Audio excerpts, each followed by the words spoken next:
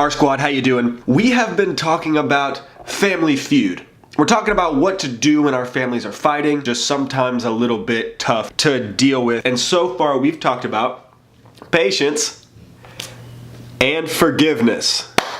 It's starting to get a little bit personal. The things that we are talking about, they're kind of tough. You guessed it.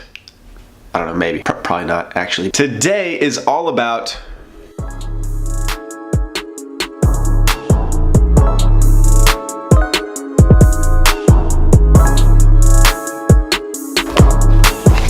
first thing I think about is respect. I mean, honor and respect seem like they go together. Then it's like, honor the king or queen, right? Or prince. I think about royalty. I don't know if that's right or wrong, but that's what I think about. I think about people who are important, right? Like I'm saluting to somebody or I'm acknowledging somebody of importance.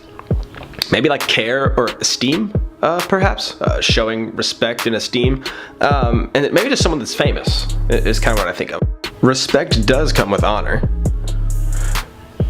Sometimes royalty is involved, or maybe even fame. We can use that as a term of endearment when we're talking about esteem, care for other people, really, showing some level of importance. But here's the deal: honor is really about value.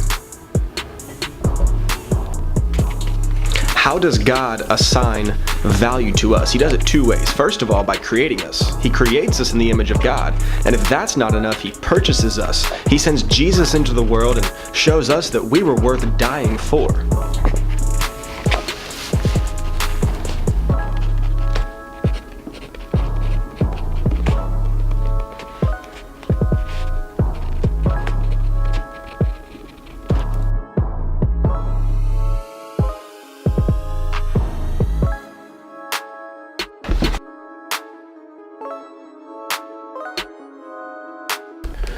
Alright, so we're talking about this idea of honor. We're trying to figure out, how do I be patient with my family? How do I forgive my family? But now, how do I honor my family? I mean, are my parents even worthy of respect? Do they even need to be honored? I've got news for you.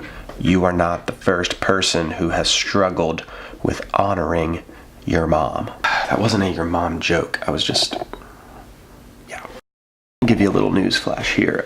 You're not the first person who has struggled with honoring mom and dad. Thousands of years ago, God had to remind His people that they needed to honor their families, that they needed to honor their father and mother. The first time He ever gave this command to people is right after the Israelites had just gotten out of slavery.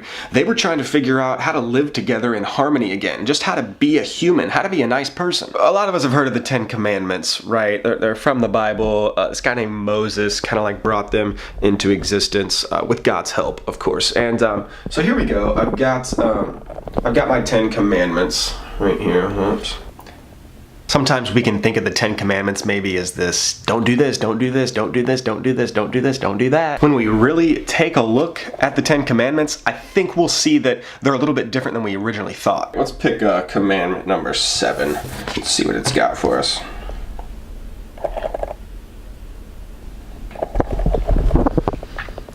Interesting. Maybe number 9. There we go.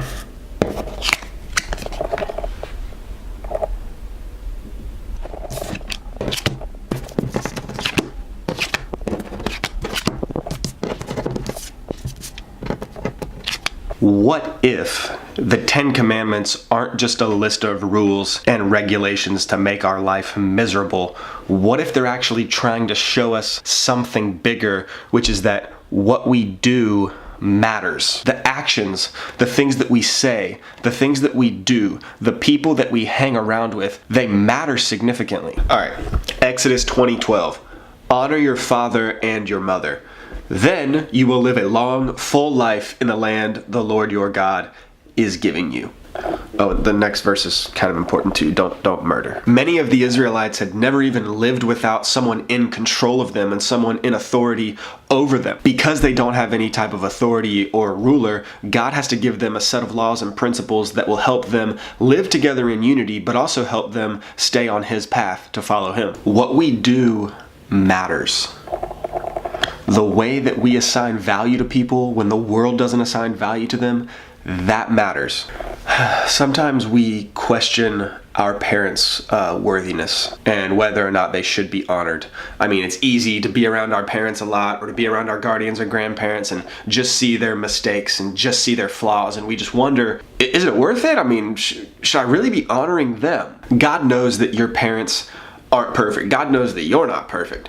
But God has assigned your parents a very specific task, and that's the responsibility of raising you.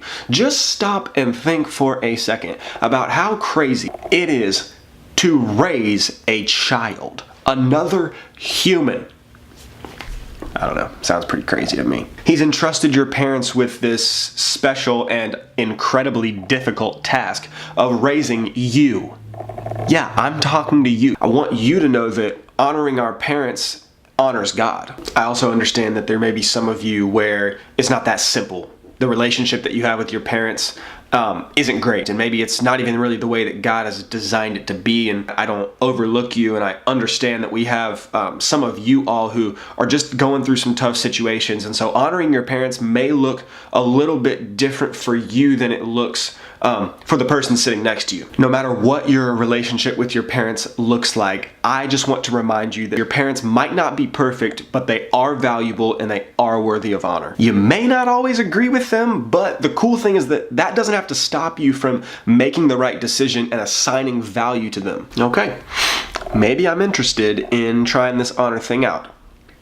How do I honor my parents? Solomon, wisest guy that ever lived, that's what it says in the Bible, he gives us really important insight in Proverbs 23. Here's what he says. Listen to your father who gave you life, and don't despise your mother when she is old.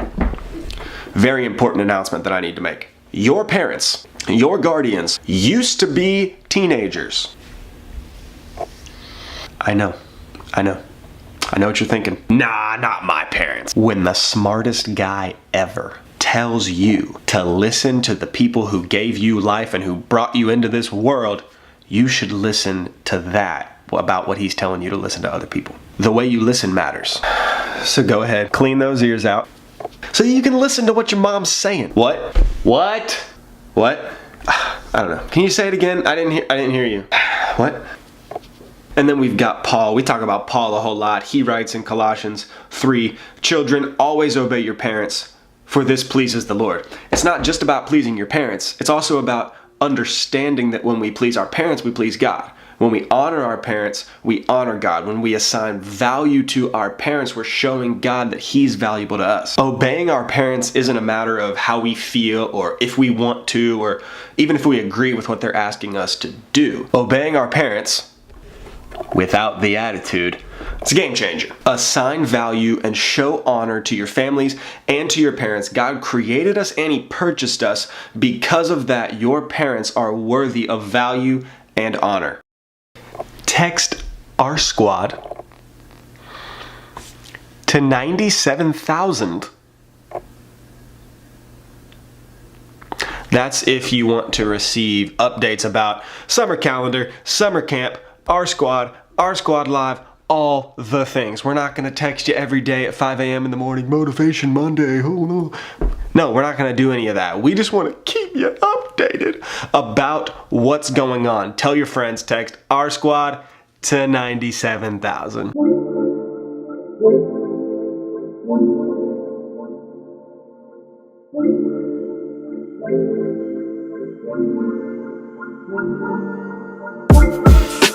Thank you.